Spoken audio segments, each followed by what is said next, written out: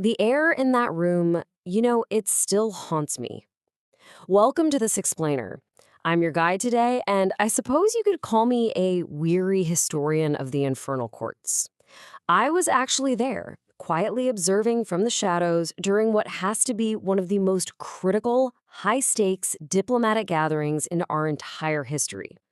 For those of you analyzing this in your fantasy literature classes, I need you to realize that this isn't just some dry, simple recount of a text. No, this is a critical historical autopsy. We're going to pry this event apart and look at the exact motives, the ancient simmering tensions, and the deeply fractured psychology of every single being present in that room. So, picture this setting with me, if you will. We're in an abandoned sanctuary. The stone walls are quite literally crumbling around us, and these incredibly long, dark shadows are just stretching across a cold, cracked floor. The atmosphere in that room, well, it was heavy.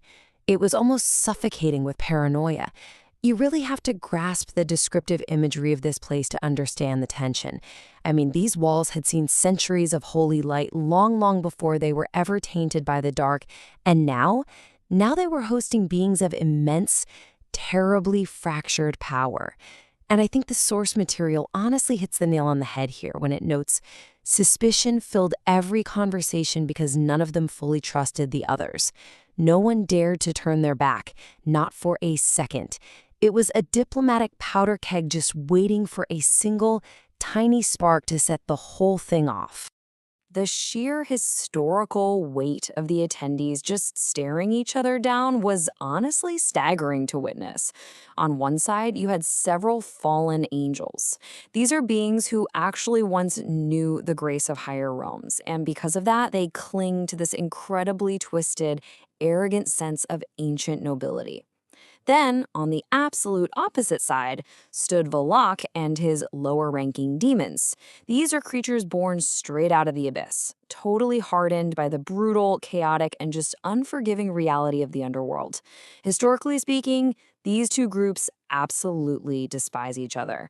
If you look back at any of the previous power struggles in our lore, the conflicts almost always pit the sheer entitlement of the fallen against the raw, survivalist cunning of the lower ranks. So putting them in one room together, it was absolutely unprecedented. This deeply rooted historical suspicion created an invisible but very physical barrier right down the dead center of the sanctuary. To truly understand how this whole meeting unfolded, we really have to view it through three distinct phases. Phase 1, the sanctuary's heavy silence. For what felt like an absolute eternity, an overwhelming lack of trust just utterly paralyzed their ability to cooperate. Nobody wanted to make the first move, right? It created this massive tactical freeze where everyone was just waiting for someone else to slip up. But as you can probably guess, silence can only last so long when the walls of the world are actively closing in on you. This brings us right into phase 2, the catalyst of fear. A looming, massive external threat eventually forced these bitter rivals to the table, and it temporarily eclipsed millennia, literally millennia, of blood feuds. So what exactly was that terrifying catalyst? It was Belial. The central, agonizing topic of their discussion was Belial's expanding shadow. This was a growing power threatening to drastically alter the entire future of the infernal ranks. You see, he wasn't just out there raising a standard army, he was shifting the very fabric of underworld politics. He was threatening to subjugate all the factions, totally erasing the old hierarchies that both the fallen angels and Valac relied upon for their standing.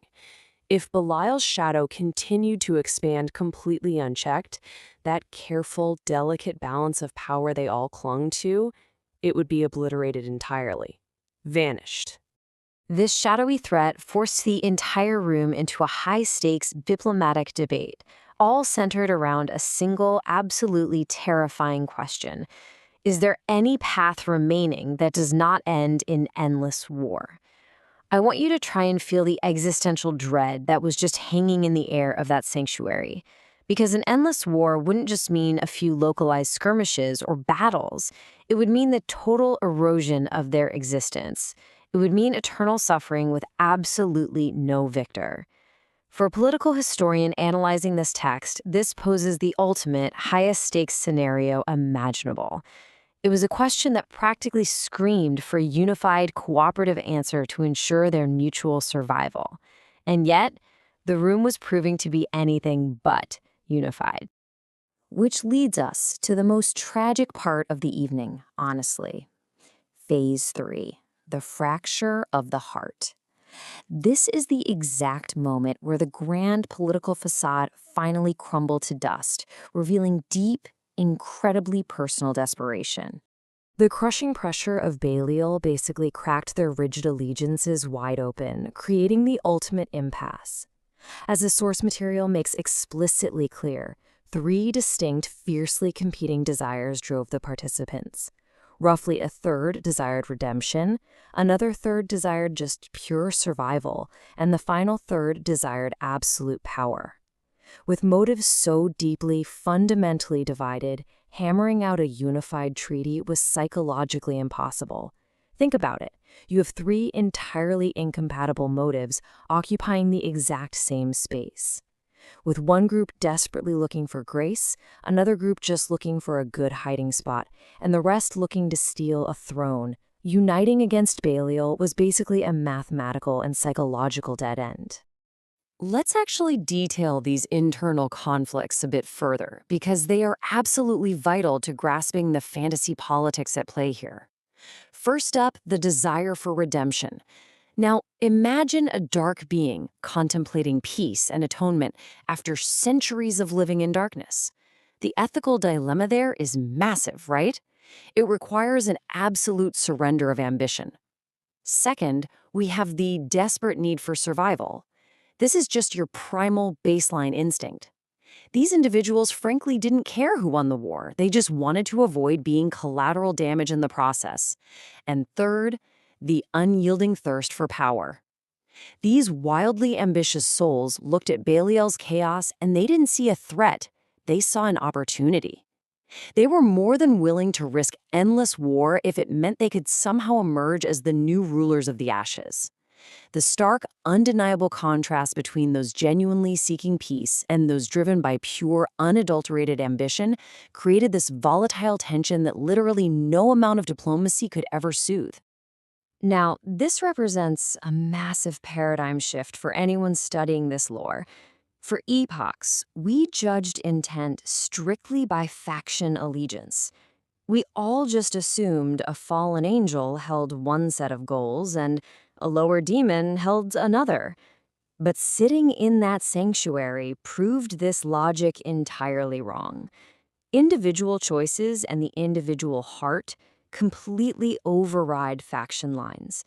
A fallen angel might actually just crave quiet survival, while a lowly, bottom-tier demon might be secretly plotting for absolute power. The old labels were completely useless in predicting who would actually stand with whom when the chips were down. Which brings me to my final thesis as your weary historian recording this meeting for future generations. The text states unequivocally, for every heart carried its own motives and choices. This isn't just some poetic throwaway line, guys. It is the emotional core of the entire text. The emotional weight of their uncertain future was so palpable in that room you could almost taste it. Because they couldn't unite under a shared banner of faction, and because their individual hearts pulled them in three vastly different, totally irreconcilable directions, the alliance against Belial failed before it even truly began. It is a stark, highly dramatic reminder of the complex political reality of the Infernal ranks. They are not a united army by any stretch, but rather a chaotic storm of individual desires. So, we are left with a pretty chilling conclusion. If factions do not dictate choices, who truly holds the power to prevent the endless war? The sanctuary meeting ended in shadows, its participants scattering back out into the dark, divided not by the fancy titles they wore, but by their own internal compasses of power, survival, or redemption.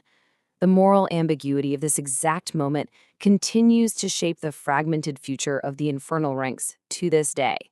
So I encourage you to ponder this as you review these materials for your class. In a world where everyone ultimately serves only their own heart, is peace ever truly an option? Think on that.